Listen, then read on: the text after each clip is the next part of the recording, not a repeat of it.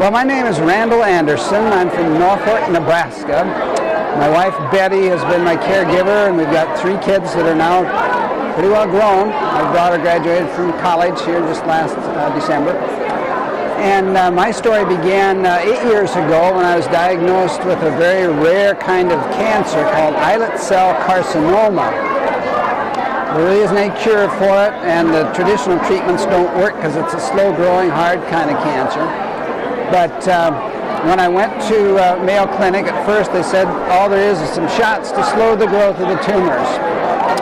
So I took those for about 9 months, and then in January of 2003, they said, we're just starting to do transplants for your condition. Would you be interested?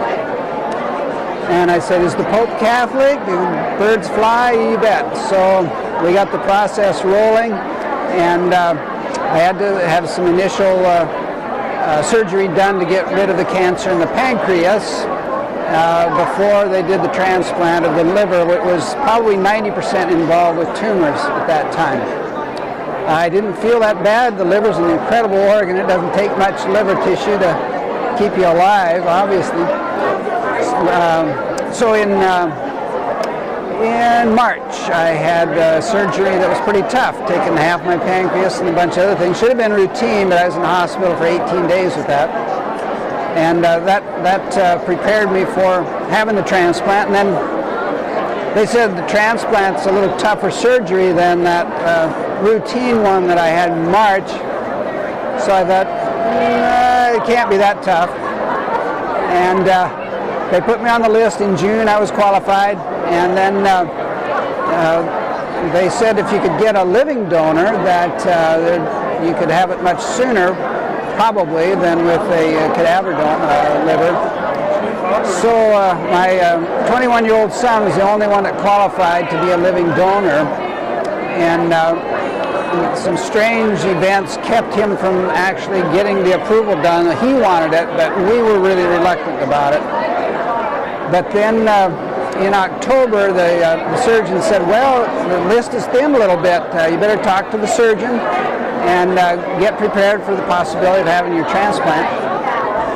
And that was on the 10th of October when we talked to him, and he said, liver transplant's a little more radical than what you had before, and he gave me, of course, all the negative stuff that they have to do.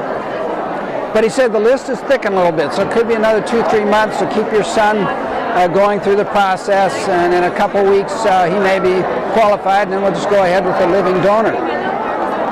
That was the 10th of October. 2 days later, on the 12th of October, they called at 5:30 in the morning and said, I think we have a liver for you.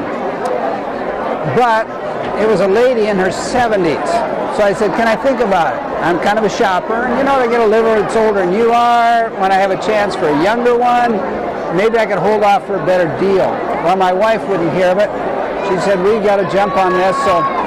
So we said, okay, jumped in the car. A 6-hour drive from our town in northeast Nebraska. And we got there about 4 or so in the afternoon, and surgery started at 6. And I was out about 10 or so. And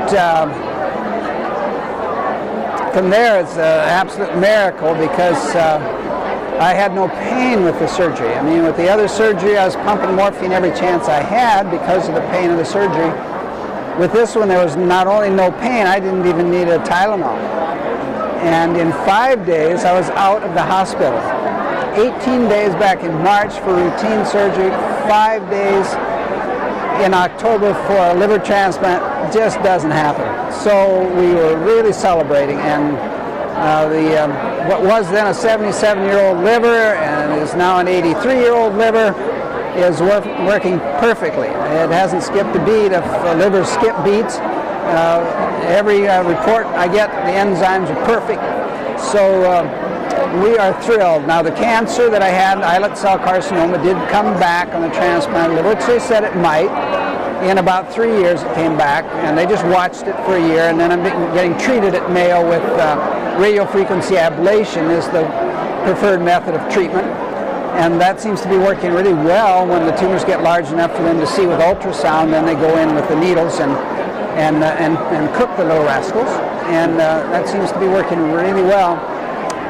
Feeling great. I've been able to do everything that I wanted to do, including keeping up with my running regimen, and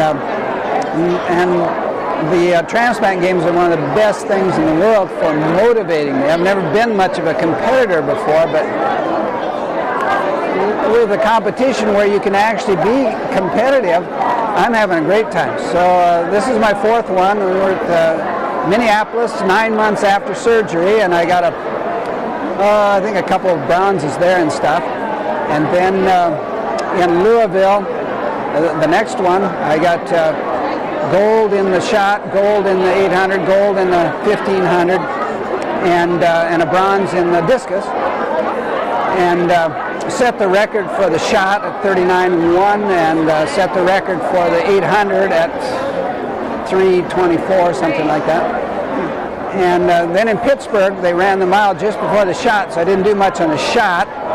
And I'd had a little surgery done just 10 days before the event, so I wasn't quite up to par, and I got beat in the mile by 4 seconds, and my record got beat by 2 seconds in the 800.